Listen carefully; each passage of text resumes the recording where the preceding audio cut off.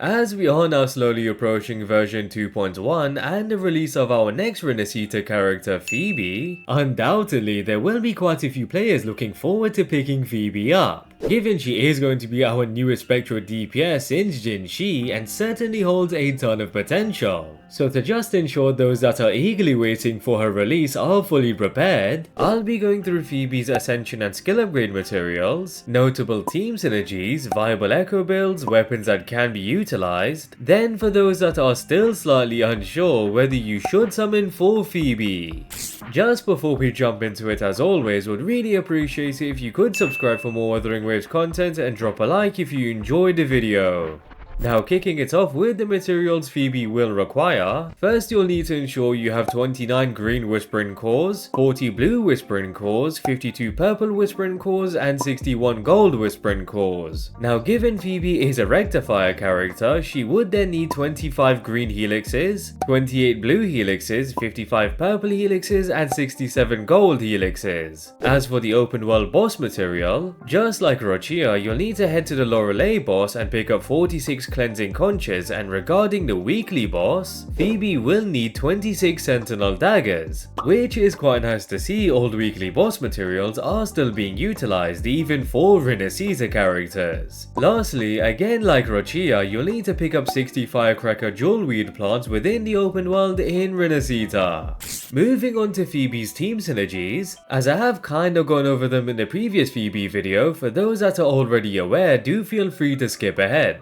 But for those that would like to know, Phoebe's best team on release will be alongside Spectral Rover and the Shorekeeper. With Rover in particular, it's mostly due to the fact they are the only character in the game currently able to inflict Spectral Frazzle onto enemies. So given Spectral Frazzle is a dots mechanic and deals more damage to enemies the more stacks of Spectral Frazzle that have been inflicted, it means having both Rover and Phoebe together will allow for a more comfortable experience in maintaining a max of 10 stacks of Spectral Frazzle to deal the most damage possible. In addition, I did neglect to mention in the previous Phoebe video that when casting Rover's Forte Resonance skill, it will inflict 2 stacks of Spectral Frazzle along with the Shimmer debuff, which essentially prevents stacks of Spectral Frazzle reducing over time for the duration of 9 seconds. So considering the ability does have a cooldown of 6 seconds, it will pretty much allow you to maintain max stacks of Spectral Frazzle with little effort. To top it off, Rover is capable of healing allies through their 4th sequence node, along with shredding 10% spectral resistance through their Forte Resonance skill with their final sequence node for 20 seconds. So with that, Rover is going to synergize extremely well alongside Phoebe given the ton of utility they can provide. Alternatively, considering Phoebe has been stated to specialize in dealing basic attack damage through multiple abilities, it means you can pair Phoebe alongside either Sanhua or Rochia since they will both provide a basic attack damage amplification through their outro skill. Of course, Sanhua does provide an even higher basic attack damage amplification, but both do hold their own value and so you can really opt for either. Now since Phoebe will be more of a burst damage dealer and will have quick rotations, given she will need to constantly switch back onto the field in order to apply stacks of Spectral Frazzle, it would then mean you can pair Phoebe with literally any other burst DPS. So ranging from Jinxin to Changli to Carlotta to Encore and to even XiangliYao. Of course these characters do have much more optimal sub DPS characters to be placed alongside them, but in terms of utilizing an alternative since you may not have the best in slot option, then considering that Phoebe is presumably going to deal a ton of damage through inflicting Spectral Frazzle, it allows her to be an amazing off-field damage dealer that doesn't require much field time.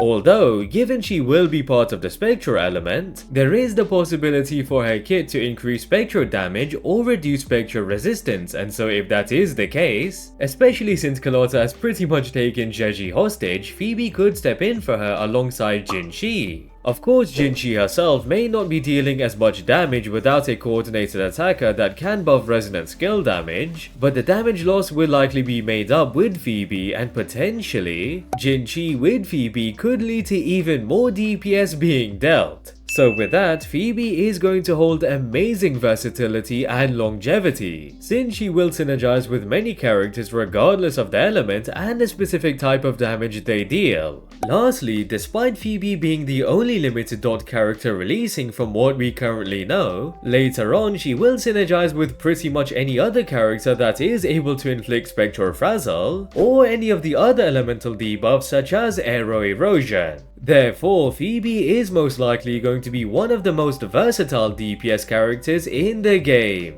Now as for the viable Echo builds, undoubtedly the best set for Phoebe to utilize would be the 5-piece Eternal Radiance set. Given the 2-piece effect provides a standard 10% spectral damage bonus, and with the 5-piece effect, inflicting Spectral Frazzle onto enemies will provide a crit rate boost of 20% for 15 seconds. On top of that, attacking enemies with 10 stacks of Spectral Frazzle will provide an additional 15% spectral damage bonus. So given Phoebe will definitely be able to inflict Spectral Frazzle every 15 seconds, the 20% crit rate boost will pretty much have 100% uptime and would allow for there to be much less pressure on Phoebe's substats. Also, the additional 15% spectral damage bonus from attacking enemies with 10 stacks of Spectral Frazzle will in fact place even more value on the synergy between Rover and Phoebe, since Rover would also ensure the buff to have 100% uptime and to allow Phoebe to constantly deal DPS and max efficiency.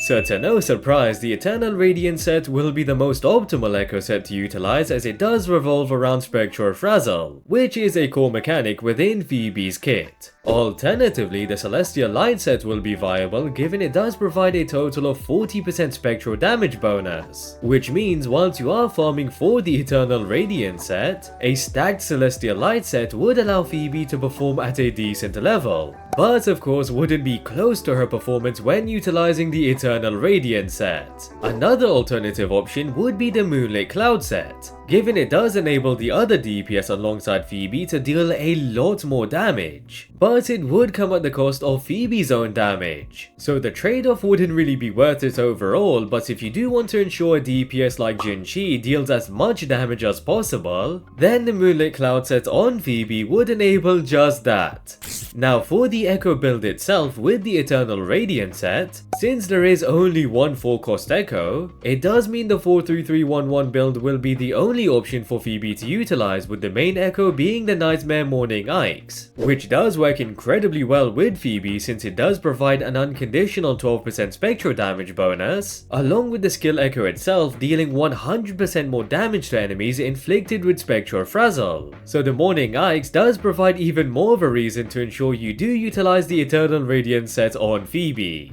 Now in regards to the Echo stats to prioritize, the main 4-cost Echo will either want crit rate or crit damage, but considering the Eternal Radiance set does provide a 20% crit rate boost for free, then with good substat rolls it would be better to lean towards a crit damage main stat on the 4-cost Echo. With the 3-cost Echoes you would ideally want spectral damage bonus, but of course one would be able to use attack percent, and with the 1-cost Echoes, it will be best to aim for attack percent. As for the substats,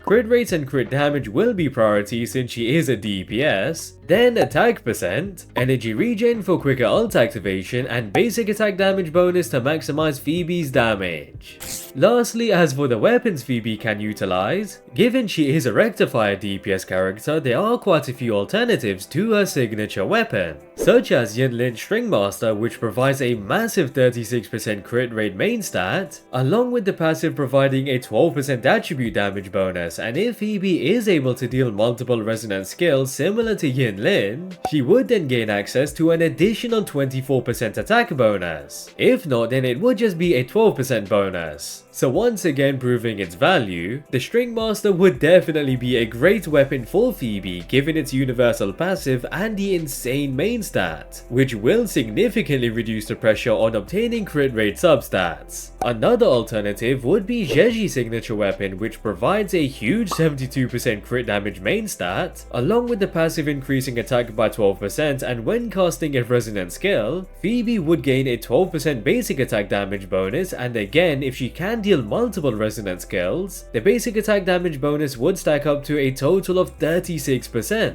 So with that in mind, the Rhyme Drape Sprouts will likely edge ahead of the Stringmaster as the best alternative weapon for Phoebe. Now, despite being a standard banner weapon, the Cosmic Ripples will definitely provide great value, since alongside the massive attack percent main stat, the passive provides up to 16% basic attack damage bonus and a 12.8% energy regen bonus, which are two stats in particular that will hold significant value for Phoebe. Now, moving on to the 4-star alternatives, the only weapons I would recommend would be the Augment and Waltz in Masquerade, since the Augment provides a 20% crit rate main stat and the passive provides a 15% attack bonus. With the Waltz in Masquerade, it is one of the latest craftable 4-star weapons designed for characters that implement negative effects, such as Phoebe inflicting Spectral Frazzle. So at base refinement, Phoebe would receive an 18.2% attack bonus through the main stat, along with the passive providing up to an additional 16% attack bonus when dealing damage for 10 seconds, which ultimately makes this a solid attack stat stick. So with that, there are quite a few weapon options to utilize, but as always, the signature weapon will certainly be the best in slot option. So especially considering the amount of longevity Phoebe will hold due to being our very first limited dot character, the signature weapon will in fact share that same longevity, and so if you don't exactly have any 5-star rectifiers, it would then be ideal to consider picking up Phoebe's signature weapon. Overall, even though we don't officially have Phoebe's full kit, it's pretty fair to say that she will still hold a ton of value as our first limited dot character, given the amount of damage potential there is along with the versatility she holds to be paired with many characters currently and in the future. So for those that aren't sure whether you should summon for Phoebe, if you are interested in having a burst DPS that can deal massive damage on field as well as off field, requires a low amount of field time, and can be an amazing alternative if not the best alternative sub DPS for many team comps, then Phoebe will definitely be a character for you to pick up. Additionally, if you're perhaps interested in picking up Zani later on, given there are rumors about her being a Spectral Element character, I have speculated that she will be a Spectral Frazzle DPS and will be Phoebe's best in slot dual DPS. So to have the best Zani team, Phoebe would be necessary. But do take that with a pinch of salt, since that is purely speculation, which will be confirmed sooner or later. All in all, your own account and preference should of course also be taken into consideration. But for every player regardless, Phoebe will provide immense value to your account. And with that, I hope you guys enjoyed the video. I'd really appreciate it if you could subscribe for more WutheringWaves content, and if you enjoyed the video, drop a like. Also, drop a comment down below on whether you're already prepared for Phoebe, and do you think she will perhaps deal more damage than Genshin in particular? And yeah, hope to catch you guys later.